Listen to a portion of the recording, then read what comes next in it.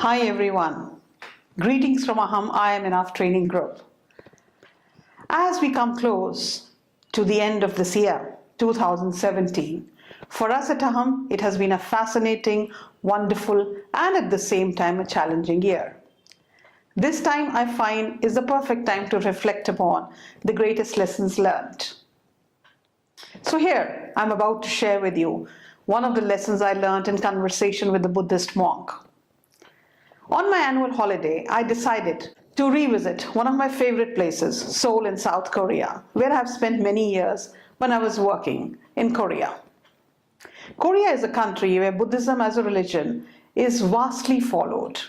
One day, my friend Aham asked me, Nalini, would you like to go for a temple to the mountains? I immediately blurted out, absolutely, I simply love the mountains.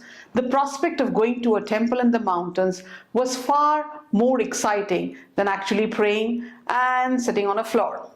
Well, so on a bright sunny day, both myself and Aham packed a few goodies and took a bus to a remote mountain and miles away from Seoul.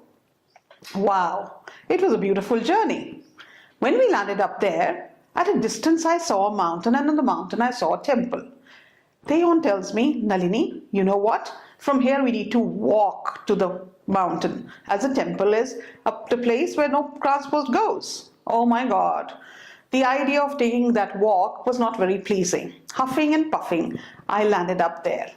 We reached the temple, and the view from the top of the temple, of the countryside and the mountains completely took away my frustration and anger.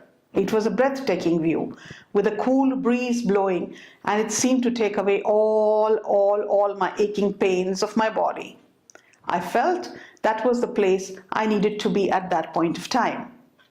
Lo and behold, we were told that the monk is in prayers and will talk to us after a while. No worries, we waited, had a wonderful lunch of chapje and bibimbap, two of my favorite vegetarian Korean dishes.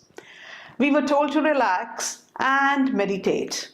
If wanted to, the head monk would meet us after a few minutes. So we relaxed. I took a little stroll and waited for the time that I get to meet the head monk. Well, finally, the head monk called us in, one by one.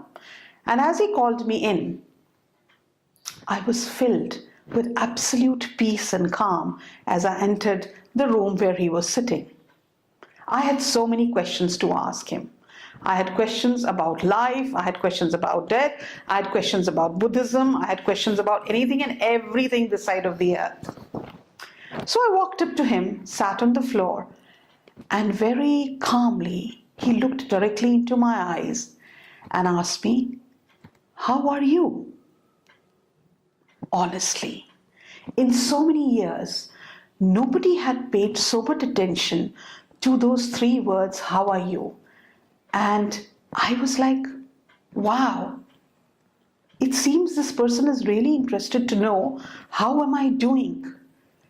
In that moment, I learned the art of listening, because he was paying attention to everything that was in his body, soul and mind, and waiting to hear the answer from me.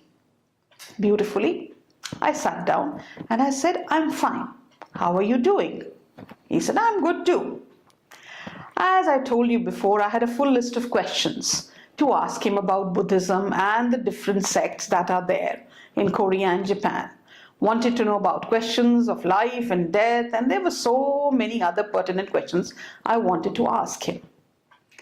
But I blurted out, "Well, how many sects are there in Buddhism, and which one do you necessarily follow? Which Buddhism you talk about?" And then he said, "Well, I really don't know." I was like, "You don't know? I've asked you some of the most profound questions, and the answer that you come up with is, don't know?" He went on to elaborate. "I teach only I don't know, always and everywhere. If we have I don't know mind, we can do anything." At a complete loss of words, I looked at him, probably seeing my disappointment. With a slight glint in his eyes, he said, "Life is a huge learning experience. But learning comes only after acceptance of not knowing. If you come from a space that you don't know, you will learn so much more.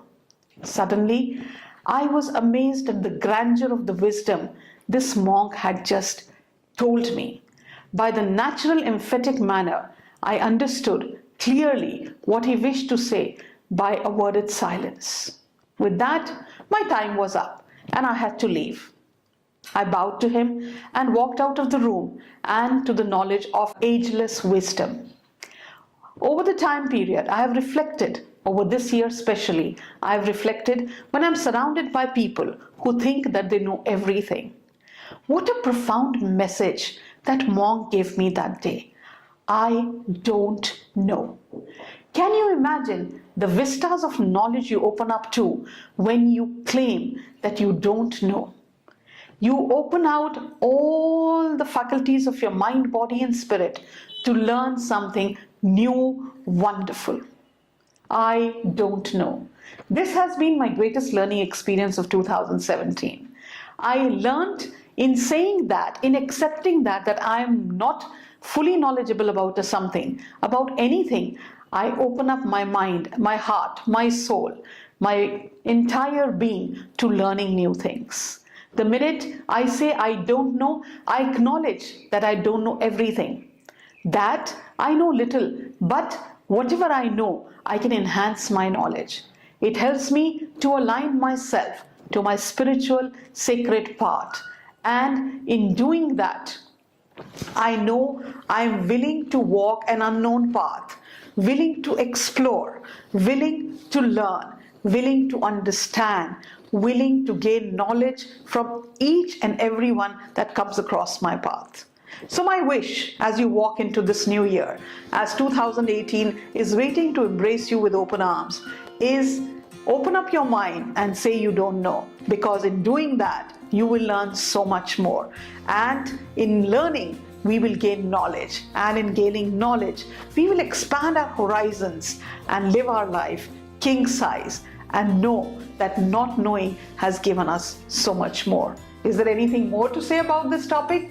I really think I don't know. Take care, and wishing you from us, all the team at Aham, a very, very blissful and a happy 2018. May all your goals, aspirations, desires come out true, and you live life to the fullest and embrace the challenges, the adventures that come of age in 2018. Bye for now.